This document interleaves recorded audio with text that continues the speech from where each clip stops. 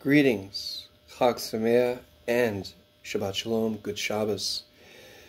This wonderful Purim of 5781 of the year 2021. In celebration of the indomitability of the Jewish spirit as it has been manifested throughout world history, ever since Hashem arrived at that wonderful covenant with Abraham Avinu.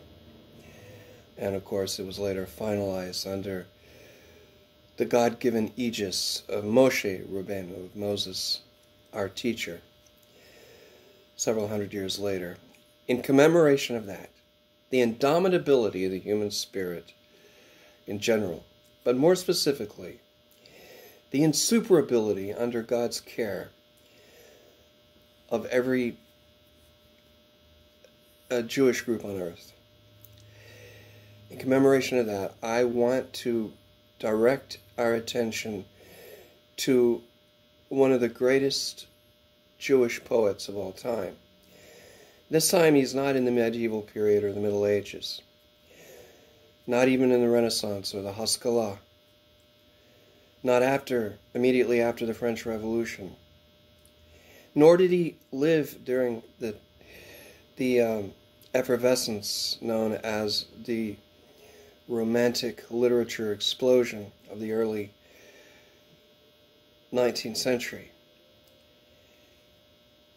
He actually is a modern. Bialik Chaim Nachman, well, Bialik is his surname, his last name, Chaim Nachman Bialik. You'll find the entry B-I-A-L-I-K in any good Jewish encyclopedia. Chaim Nachman Bialik was born in 1873 in an obscure area in what is today Russia, and died about 61 years later in Tel Aviv. He was born in 1873, died in 1934. He had already gone through the great crucible, the forge of suffering, which was apparently just another day at the office for the average Jew. We all know about the pogroms that were rife in the time of the Russian Empire, which had increased with ferocity under Nikolai or Nicholas II. The sad thing is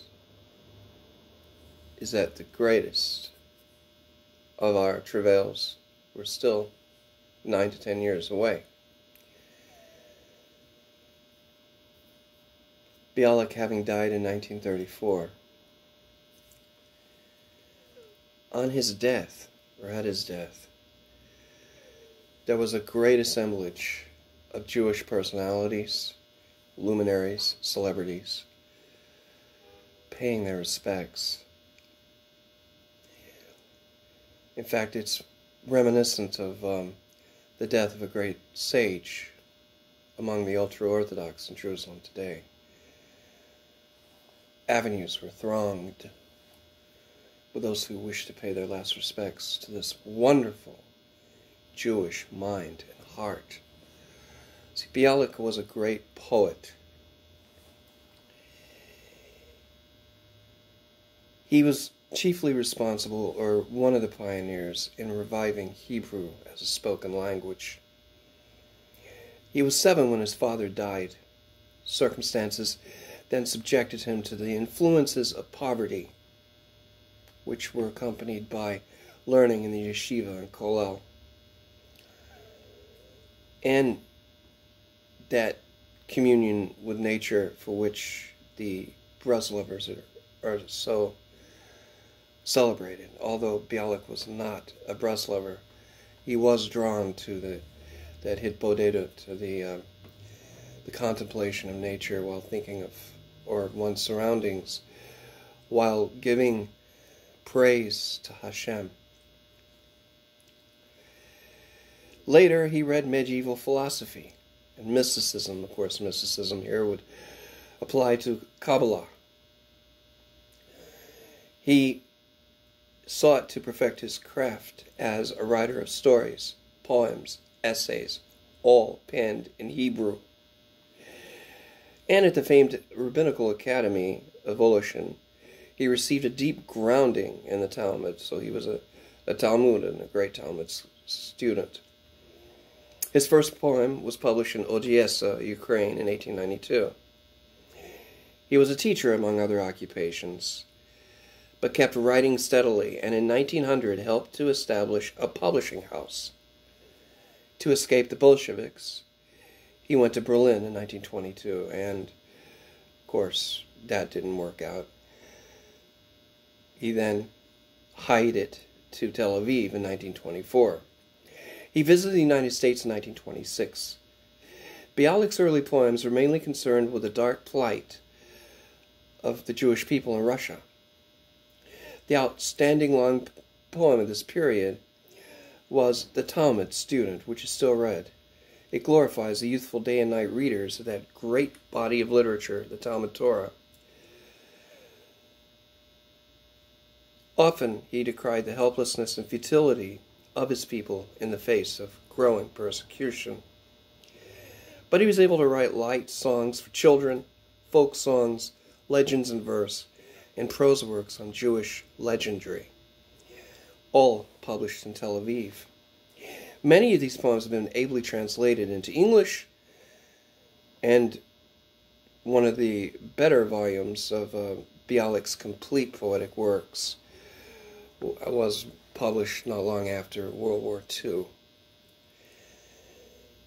Chaim Nachman Bialik entered the world in obscurity.